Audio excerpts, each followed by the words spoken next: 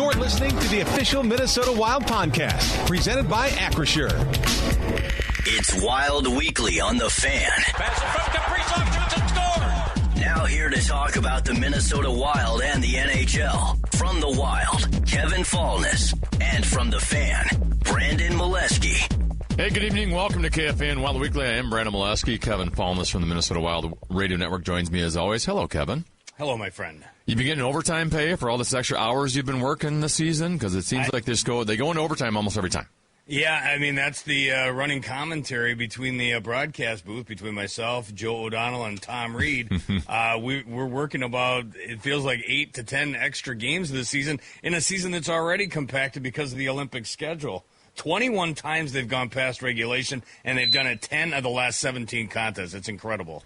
Yeah, they went in a shootout last night against the Chicago Blackhawks, a game in which down 3-0 at one point. And Kevin, I mean, for a good period and a half of this game, the Wild, especially in that first period, looked extremely sloppy in their own end. Uncharacteristic turnovers, putting the puck right on the Blackhawks' stick, right in the main scoring areas. And it was kind of a weird game for half of it, and the Wild, fortunately stuck to it. Well, and I would say not only did the Wild not start on time, their goaltender didn't start on time. That third goal that he gave up was marshmallow soft, and he admitted it in the postgame. But something clicked. The team turned it up from that point forward, and so did he. He shut the door from not what he did in the third period in particular, and then 5 saves in overtime, and then perfect in the shootout, even though the Blackhawks made it easy. Their first 2 shooters didn't even get an attempt on that. But, big save on Ryan Donato. For a guy that was so bad for the first half of the hockey game, he was that good in the second half and earned those 2 points. Volstead, I would say the first 2 goals, not much he can do on, but you are correct. The third one, from that bad of an angle, an NHL goalie has to make that save. And it looked like that could have been a backbreaker at the time, right, to go down 3. For sure. Volstead's one of those where you can kind of tell early on, and it's not a matter of whether it's saves or goals, it's like how he's making the saves, and I just felt like he wasn't tracking the puck very well in the saves he was making. When he's on, I mean, he just swallows up those pucks and doesn't give up rebounds, and you could tell that did change as it went along, and especially once you get into late in the third, you had a big penalty kill in overtime there when Boldy got the penalty. You can just tell by his body language and how he's making saves, whether he's on or not. Yeah, and you know what? He hasn't been on in a while. It was nice to see the Jesper Volstead of the first half of the season in the second half of that hockey game, because the first half of that game is what he's looked like for the last 10 games or so. He had lost 3 straight. He got pulled in his most recent start, and 3-4-2 in his last 9 starts prior to last night. He needed a game like this. He needed a confidence boost, and the Wild needed him to show up, and he did. And it took half the game to get him going. It took a real soft goal in that third, what like you said, could have been a backbreaker, but he turned it on from that point forward, and hopefully that's going to put the spark back in his eyes. Your NHL first star of the week last week would be Kirill Kaprizov, 3 goals, 6 assists. And, Kevin, there was a stretch there, I think, since the Quinn Hughes trade where, he hasn't just been himself. He's still getting points and he's still delivering an assist. But, he just kind of, something was a little bit off. But there were some like Pat Micheletti, and I think I said the same thing in KFAN. Like I'm not concerned about Kirill Kaprizov. Yep. Right? Like he's got a lot of equity in his career that he's going to turn it around, and he turned it around last week. Yeah, for sure. And even last night with the game-deciding shootout, the only goal in the shootout last night, burned Spencer Knight with a really made nice it look so easy. shot. Yeah, of course. Yeah, it's ridiculous. He's got just a perfect shot, and he seals the victory, his 4th career game-deciding goal in the shootout. But then, of course, the overtime goal, a couple of goals in the win last week against Detroit. He needs to be a game changer, and he has been for the last week. And even on that road trip, and I know we talked about it last week, that he had the 7 points in the 3-game trip out east, but you need him to score goals. And especially with Matt Boldy out of the lineup, he had to step up, and he's doing that. And rewarded with the NHL #1 star of the week, I think rightfully so. It is good to have both Joel Eriksson-Ek and Matt Boldy back. And, they were able to survive without those guys and even win a couple games. But, man, what a difference those two make on the lineup, Kevin. I mean, Eriksson-Ek last night, goal and assist, and where's he getting them from? Right in the blue paint. He had the goal and the rebound on the Quinn Hughes shot, and then he had the rebound that led to Jared Spurgeon getting a second rebound to tie the game there with 2 minutes left in the game. the Matt Boldy, I mean, to have a second line now where you have a threat to score, he's looking unbelievable in the penalty kill. He's had 2 games in a row where he's literally hitting pucks out of midair when they're trying to make that pass to the boards on the zone entry, and he's being able to go.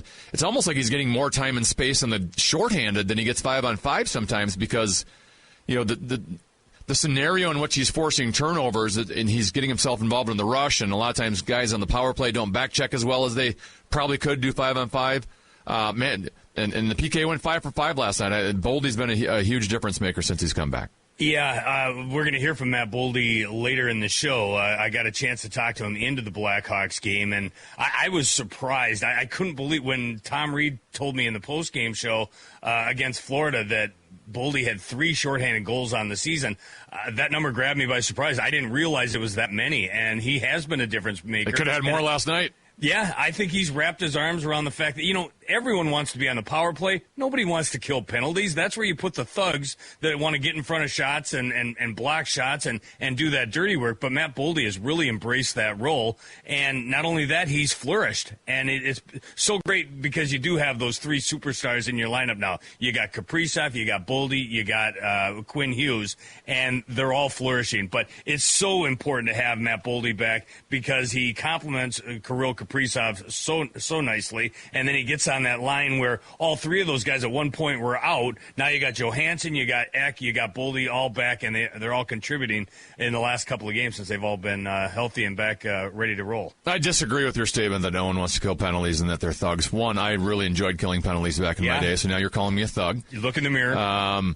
2, guys want to play. Guys want to be on the ice. I'm sure they don't want to block a shot every once in a while, but you don't want to be sitting on the bench for minutes and minutes at a time. They want to go out and play. Nobody wants to kill penalties. I disagree with that. No, I mean, in the NHL, they don't put a lot of their star players in that spot just because they can get hurt. So but the actual players, I don't think they're like, oh, I don't want to go kill a penalty. They want to play. They want to be on the ice. Do you think Kirill Kaprizov or Quinn Hughes want to kill penalties? Yeah, they want to score shorthanded goals.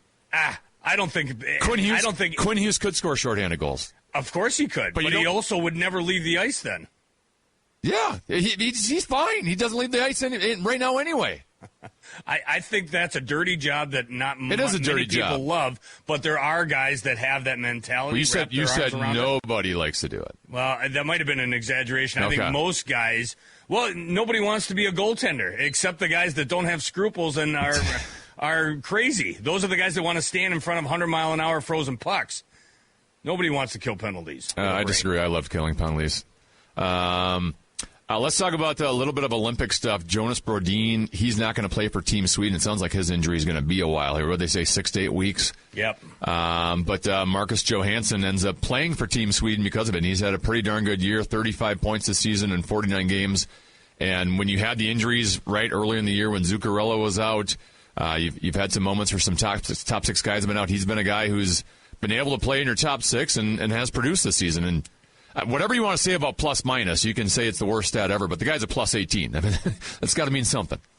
Yeah, and he's a very good player, and he's very adaptable. Like you say, you can bounce him up and down the lineup, but he's found a home on that second line along with Matt Boldy and Mark and Jules Eriksson, just like we talked about. It fit in there like a glove, and when those guys, any of them, are missing, you notice it, and that includes Marcus Johansson. I know he's been a lightning rod. He's been the forward version of Martin Skula in his time here with Minnesota, but not lately. I think he's turned it around, especially in the second half of last season, and for the majority of this season, he's been a difference maker on this team. It's nice to see him get rewarded because I know, and again, that's another guy that we're going to hear later on in the show. Marcus Johansson talked with Joe O'Donnell last night in the post-game show, and this means a lot to him and to all these guys. They fought like heck for the ability for the NHL to go to the Olympics and represent their countries, and for guys like Marcus Johansson, this means a heck of a lot. I think he was really heartbroken when he got the news he didn't make the initial cut, but now he gets in there as an injury replacement,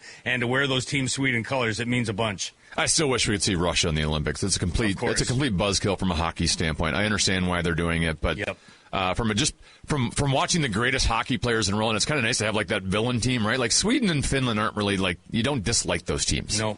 And Russia's always kind of had that villain role. They'd have star power. They got guys, like Alex Ovechkin, what are the odds of him ever having a chance to be there again? Yep. Maybe he can because he just apparently ages flawlessly. But that still is a little bit disappointing. It would be great to have Russia involved. Yeah, and see Kaprizov out there too. For sure. That's one argument. On the other hand, for a Wild team that has what it feels like half their roster is Russian, they're going to get an opportunity to go somewhere sunny, collect that vitamin D, get a nice tan, and relax and gear up for the final 20, 30 games of the season. I agree. It would be so awesome to see the Russians in there and some of those big-name players, whether it be I was almost going to say Brizgalov, but the dude who's Florida. the Florida Panther? Yeah. Now my name. Now you've Bobrovsky. Bobrovsky, Bob. Vasilevsky, Kaprizov. Kucherov. There's so many. It would be great. But for the Wild, they've got 4 guys that log a lot of minutes. This will be a good opportunity for them to catch their breath. Good opportunity for the Wild to get some more points tomorrow night as they take on the Calgary Flames, one of the bottom 3 teams in the Western Conference right now. Yeah, and the worry there is that those are the teams the Wild seem to struggle against. You know, they've got the Edmonton Oilers on Saturday, the Montreal Canadiens back at home on Monday. Those are teams that you get up for because they're towards the top of the standings. It's those... no offense, the cellar dwellers like the Calgary Flames that sometimes they take their foot off the gas. It's the final game of a 4-game homestand. That's the one that worries me. So hopefully they don't take their foot off the gas and they can, extinguish the flames. You can use that. I like that one. I like that one. Extinguish the flames and keep it going here because they, 2-0-1 on the homestand. They're 4-1-1 in their last 6 overall. Keep it going. Finish off the homestand and go into Edmonton with some positive vibes. We hear from Matt Moldy, and is it JoJo next? Yep, Marcus Johansson. All right, that's next right here on KFAN Wild Weekly.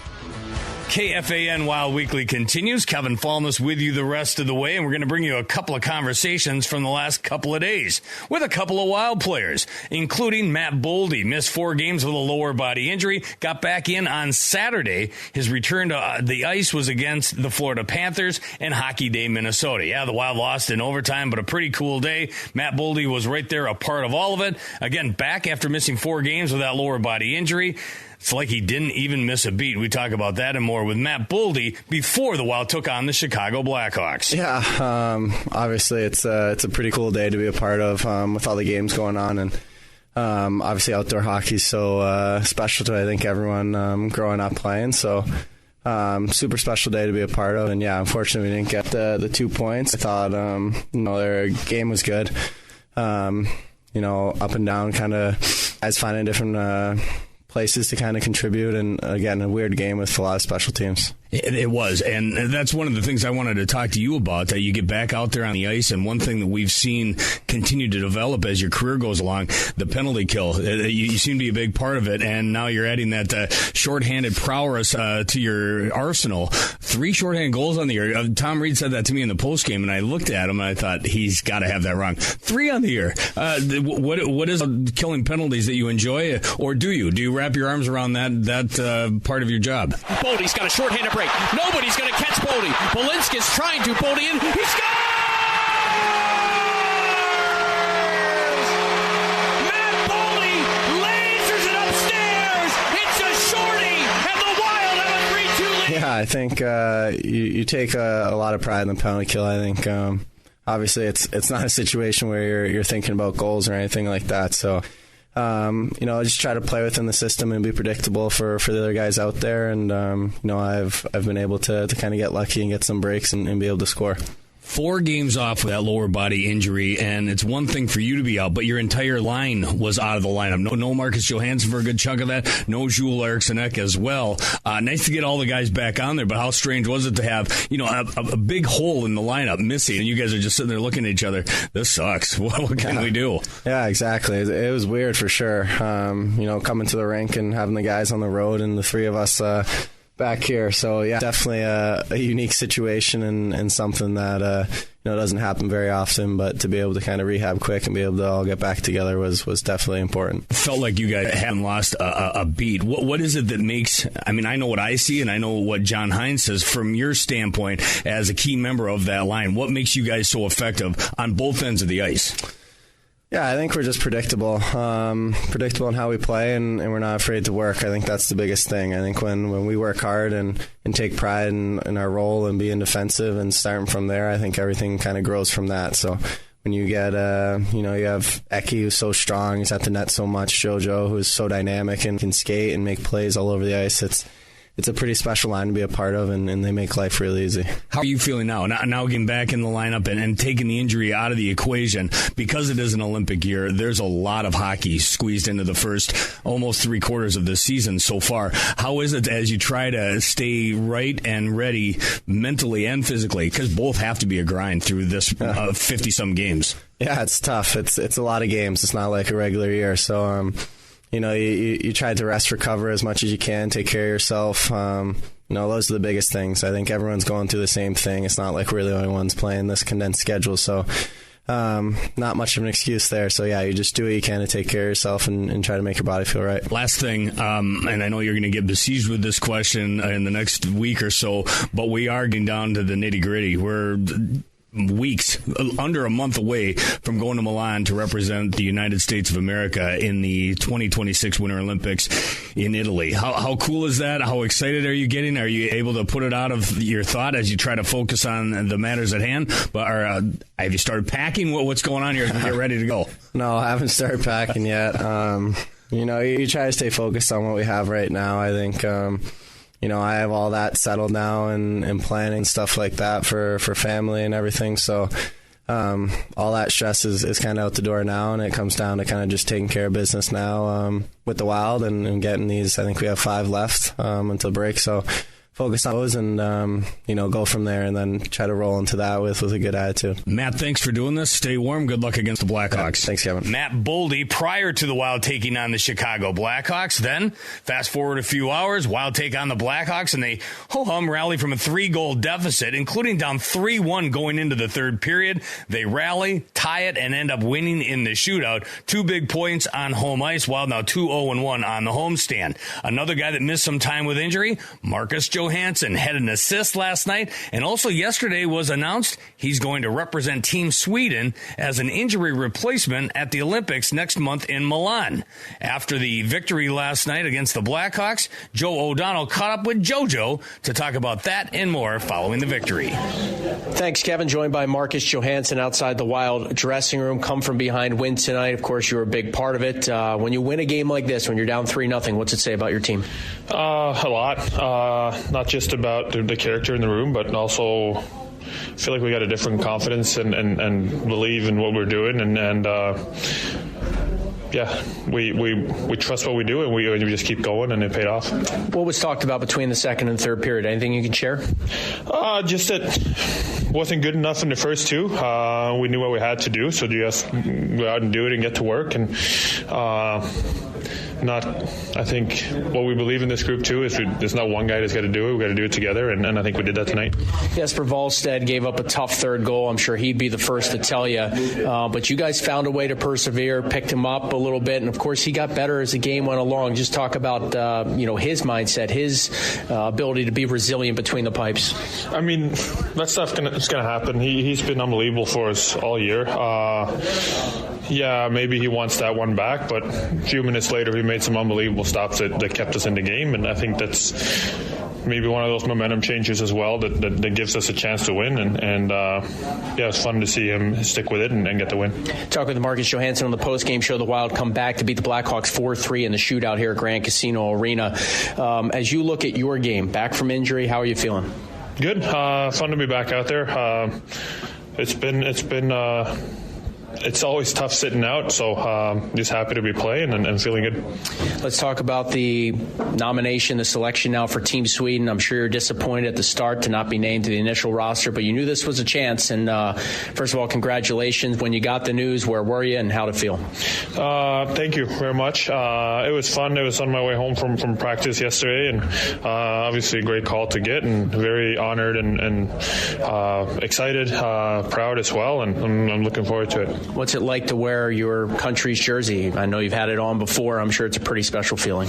It sure is. I mean, it's something that you've dreamed of as a kid, and the Olympics makes it even more special, I think. So, yeah, it's a dream come true, and I mean, I guess that's why you get disappointed too when you get the call that you don't make it, and so yeah, obviously very excited. You never want to see anyone get hurt or injured or whatever it is, but I'm going to try and make the most out of it. Lastly, the Flames are here to wrap up the homestand on Thursday night. Give us a few areas you'd like to see the team clean up before you play or while you play Calgary on Thursday.